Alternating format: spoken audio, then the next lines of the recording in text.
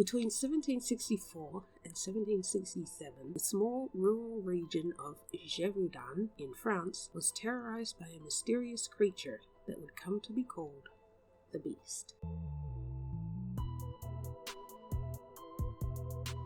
Hello humans, I am the Black Cat and welcome to Weird Wednesday. Today, we're diving into one of France's most chilling mysteries, the Beast of Gévaudan. Was it a wild animal, a supernatural creature, or something else entirely?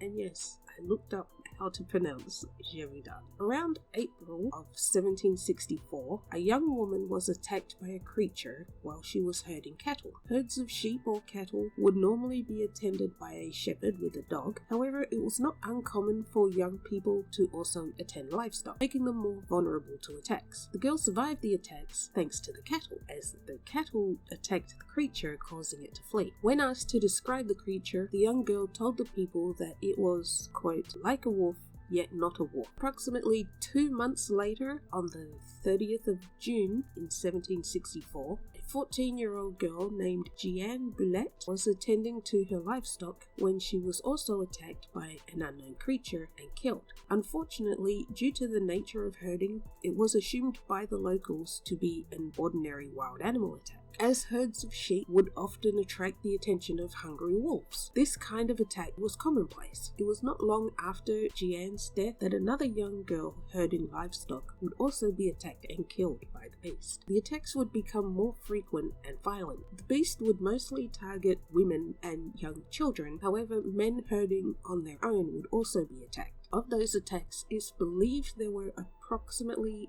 113 people killed, with approximately 49 people injured, and around 98 of the people killed were also partially eaten. Keeping in mind those numbers are mostly rough estimates, most of the bodies that were eaten were found to have been decapitated, showing that the beast would bite down on the neck of its victim and go on to eat the head and some of the limbs. Naturally, hysteria would soon take over, with reports that the beast would sometimes walk on 2 legs like a human and that it would repel bullets. Because of the large number of attacks, some also believed that there was more than one creature hunting the most vulnerable people. With the growing number of victims and panic, the attacks soon got the attention of people outside of Gévaudan. A bishop blamed the attacks on people not praying enough. He claimed it was punishment from God for man's sins or something. On the 12th of January 1765, the beast would again attack. However, this time the beast approached a group of children,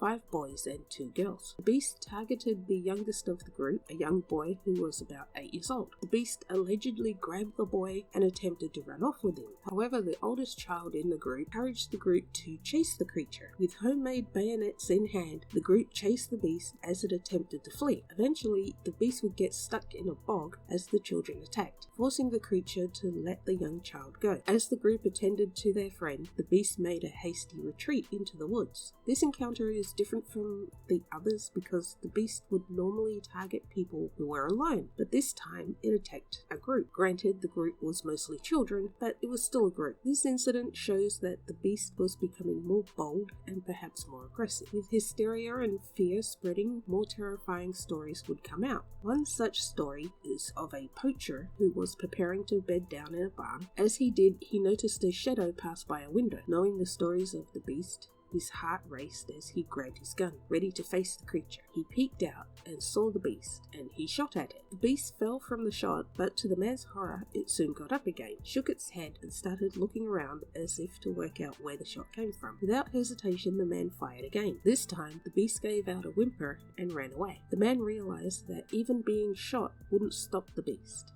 Fear had gripped the people. No one would go out alone. Soon, groups of men would arm themselves and patrol the countryside. On one occasion, it was reported that someone saw the beast watching a young child herd cattle. Word was sent to one of the groups and they came running. They found what they believed to be the beast hiding in the shadow of a wall. The men attacked, shooting it. Again, the creature would stumble, but would still get up after every shot. Eventually, the beast was able to stumble away into the woods. Although the men would attempt to follow, it was able to disappear. Even though they couldn't find it, they assumed it was dead. Men and witnesses all agreed that it was indeed like a wolf, but not a wolf. They described it as being the size of a donkey with reddish hair and a head similar to a pig. Some even claimed that the beast had hooves. After this confrontation and leaving the beast for dead, 3 more people were attacked by the beast. Rumors would fly, and with each story, the beast would become more and more mystical. Like I said, there would be stories of the beast walking on 2 legs, of it talking and laughing, walking on water, and looking in windows. Mothers would tell their children that if they didn't go to bed, the beast would get them, which was a terrible thing to say considering people were actually getting attacked and killed. News of the beast and the attacks would spread far and wide, eventually reaching King Louis XV, who would give the order to hunt down the creature and kill it. He would also offer a reward to anyone who was able to kill the beast. Hunters and eager farmers would come up with ideas to trick or trap the beast. Some suggested making human-looking scarecrows with blood and gut bags attached. They would add poison to the blood and gut bags, thinking that the beast would eat it and be poisoned. After one girl was killed, they used some of her remains in an attempt to attract the beast to the trap, but the beast didn't fall for any of the traps. Instead, it continued to kill. Mr. Antony, who was the king's best shooter, was ordered to travel to Gévaudan and kill the beast once and for all. Apparently, he was rather pompous and had an attitude that the country folk really didn't appreciate, but he did his duty and hunted the beast. At this stage, the beast was allegedly killing daily, so even though they didn't like the guy, if he could kill the beast, they'd be happy with that. So he arrived with a crew of people. He hired some scouts to go out and find where the beast was. After about 3 months, with the beast still killing, he decided to go to an area where there were no sightings. I'm not sure why he did that, but once there, he and his crew found a large wolf. Allegedly, they shot at it once and it didn't go down, but they shot at it again in the gut and it finally fell. Everyone celebrated. The beast was finally dead. Or was it? Once his crew retrieved the body and brought it back to town, the locals realized that it was just a normal wolf. It wasn't the beast. But Tony declared that the beast was dead and he returned to the king to collect his reward. Apparently they brought in some children who had seen the beast and asked them to confirm that what he had killed was the beast that terrorized them. The children knew it wasn't, but they were intimidated by him and the fact that they weren't in front of the king, so they just agreed. Back home, Tony was celebrated as a hero, but back in Gévaudan, the killings continued. Young and old, male and female, death after death, but no one wanted to tell the king for fear of implying that the king was duped,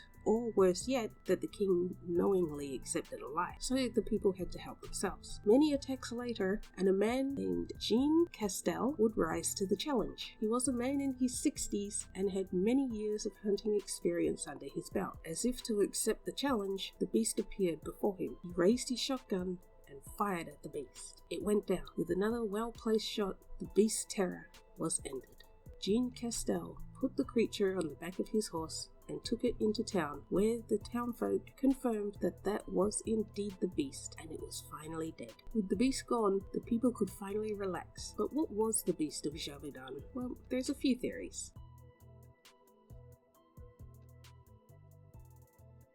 Due to some descriptions of the beast having stripes, some people believe that it may have been a hyena. However, it's unlikely that a hyena would have been in that area at that time. Also, hyenas are more scavengers than hunters.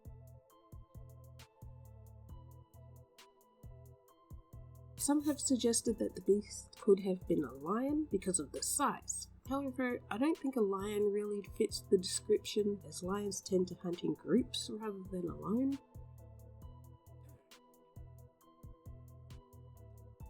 Despite the fact that many eyewitnesses stated that it wasn't a wolf, some still believe it was. Some people say that maybe it was a wolf with rabies, but when an animal with rabies bites a human, the human will also be infected. But there was no mention of any of the attacked people getting sick. People who died after the attack died because of their injuries, not because of illness.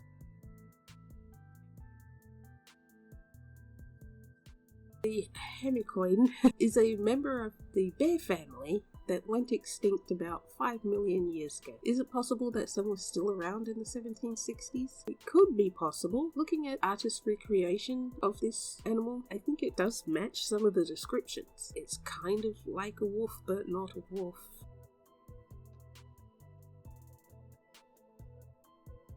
It has been suggested that the beast could have been a werewolf if werewolves existed. Wouldn't it be obvious if somebody suddenly showed up with gunshot wounds? I mean, the beast was shot at several times. First, you would have to prove that werewolves existed.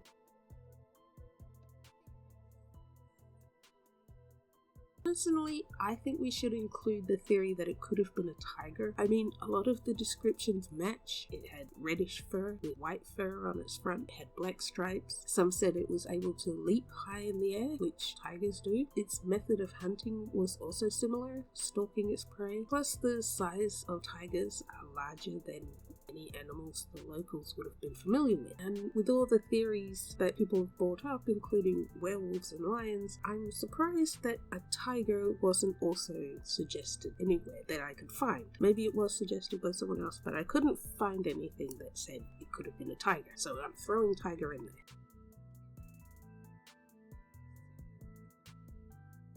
A more sinister theory suggests that the attacks were carried out by a human serial killer disguised as a beast. It has been suggested that the beast was a man in a bear costume, however that also doesn't fit because again it was shot at. A man would have dropped after the first shot. Plus I think people would have noticed if it wasn't moving like an animal.